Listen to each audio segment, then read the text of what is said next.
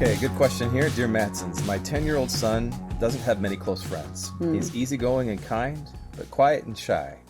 And he's had a hard time reaching out. What should I do to help him? Sincerely, Finding Friendship. First thing that comes to my mind is just the fact that just the way that God wired all of us differently. And your son or daughter may be more introverted, more a thinker, more internal processor, as opposed to more extroverted, more feeling out the world through relationships and seeking that out. And there's not a right or wrong about it. It's a fingerprint. And there's nothing wrong with the way in which God wired your son. So I guess number one is just attune to this. We use an index that really helps. It's the best predictor of who people have been, who they are, who they likely will be, that fingerprint that we're talking about. And that's called the Core Values Index.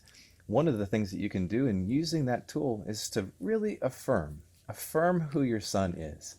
As a parent, of course, you're seeing things. You're the one that brought them into the world, and you're seeing the things through their whole life as to what you love about them and what they're good at. This instrument helps just take that and pour gasoline on that in a great way, right? Just that it gives you a chance to be able to really hit the mark in ways of things that you can see, but the why behind that. And every one of us is made to want to be known and seen and understood, no matter what age we are and wherever we are in life. And when you do that with your kids, that's really going to help them have a sense of I'm known, and I know who I am. And that's part of the process of helping to set them forward and giving them some coaching and ideas as to how to engage others. Just from who they are, not changing who they are, but right from who they are, their fingerprint. I will say, so in the question, the mom is sharing that this son is shy and quiet. And I do think language is really important, the way that we talk to our kids about who they are. And so working really hard to find words that are affirming, that mean the same thing.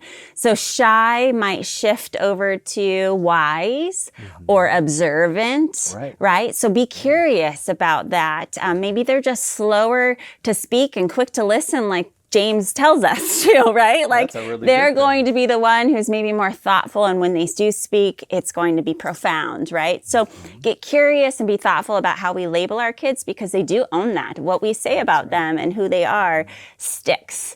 So getting practical, the more quieter or wise or observant kids who take time to build their friendships or don't really know how to start a conversation, when they're younger, we're going to help them by really attuning to a few friends in their neighborhood, in your school, in your church, and you're going to do play dates. You're going to invite a mom and a son over, or a whole family over, and you're going to kind of do matchmaker for a little while to try it out and see who seems to be a better fit, and then talking to your son about why you like hanging out with them. Maybe it's because they love it that they can do Legos the whole time and neither of them talk. Like, that's the best. Or maybe they like being around kids who are more talkative and hold the conversation for them, so they don't have that pressure to have to always, ask the questions.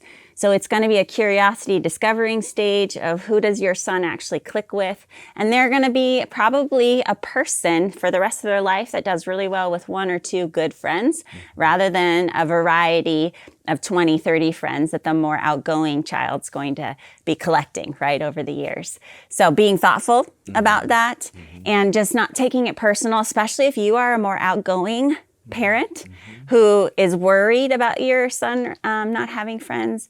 Take a deep breath and be prayerful and be curious about who in your community is God providing. I love how you said it. That's a practice. This is a practice. It's a practice. And kids are used to that word of practice, right? For everything that they might do, extracurricular activities, right? Yeah. So that you're helping them practice, you're doing it together, and you're talking about it. You're anticipating what's going to happen in this playtime together, this play date.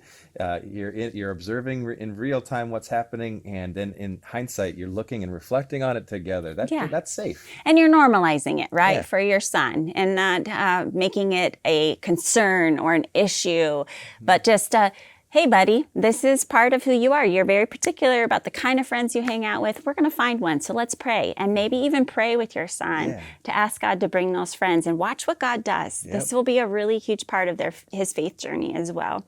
So if you're interested in learning more about the Core Values Index, we do the Living Wholehearted podcast. You can check it out in episodes, the very, very beginning, 2 through 5, we share about the core values index and our wirings, and our daughters share how we use it in our families. And then fast forward, we did a recent episode on 140 and 141 where we unpack a little bit more in conflict and how that looks. So check it out if you're interested. And if you like what you're hearing with the Dear Matsons series, make sure you subscribe to the Christian Parenting channel so that you don't miss an episode. All right, so remember, you're the right parent for the job, and we're here cheering you on.